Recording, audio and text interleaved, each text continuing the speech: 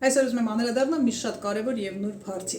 Բոլորս կյանքի ընթացքում 1-2 անգամ պարտադիր առնչվում ենք այս խնդրի հետ, ավելի շուտ այս ընտրության հետ, թե ուր դիմել, որ բժշկական հաստատությունը ընտրել։ Եվ ես ձեզ ուզում եմ տալ ընդամենը 2 կարևոր խորհուրդ։ Եթե արկա է որևիցե առողջական խնդիր, եթե արկա են գանգատներ եւ մենք ունենք ընտրության ժամանակ, այսինքն շտապ եւ սուր դեպք չի, այդ դեպքում ընտրեք ոչ թե բուժհաստատությունը,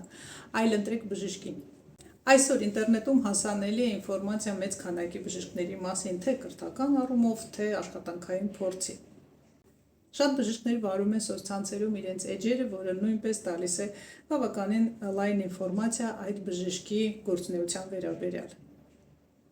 Սոցցանցերի էջերը պետք է նայել գիտակցելով, այսինքն եթե դուք ունեք որևիցե խնդիրներ, նախ ընտրեք նեղ մասնագետին, իսկ հետո ծանոթացեք ինֆորմացիայի հետ։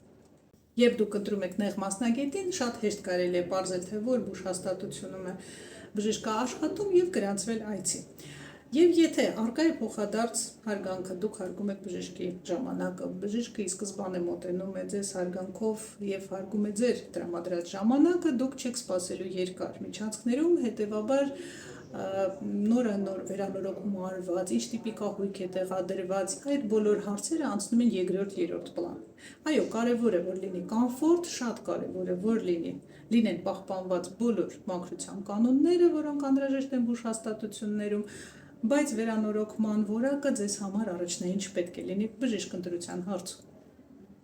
Շատ հաճախ ուշադրություն են դարձնում նաև կլինիկայի տեղակայման հետ կապված խնդիրների, պարկինգ արկա է թե ոչ, բայց հավատացեք, դուք շփվելու եք ոչ պարկինգի հետ, ոչ բուժհաստատության ադմինիստրացիայի հետ, ոչ առավել եւս վերանորոգման, այլ կոնկրետ բժշկի հետ։ Եվ ձեր առողջությամբ զբաղվելու է անձամբ բժիշկը։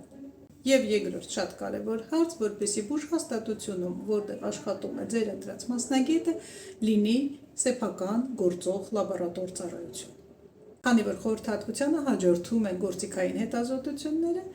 եւ լաբորատոր հետազոտությունները, եւ եթե լաբորատոր ծառայությունը գտնվում է անմիջապես բուժհաստատության ներսում, դա շատ ավելի ճշգրիտ արդյունքների հիմք է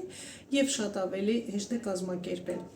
Ի նկատի ունեցեք նաեւ, որ բժիշկը տեղյակ է այդ լաբորատոր ծառայության որակից, այն ընդունելի է բժիշկի համար, որովհետեւ շատ կարեւոր է, որպեսզի լաբորատոր ծառայությունը, որով դու աշխատում ես, լինի վստահելի։ Մնացած սաղ հարցերը տեխնիկական են, հիմա բազմաթիվ հարցեր կան, բայց այդ հարցերը հավատացեք լուծվող են, տեխնիկական, կազմակերպչական, բայց կարևոր է ընտրել բժշկին եւ ընտրել բժշկին բուժհաստատությունում, որտեղ գործում է կոմպլեքս մոտեցում։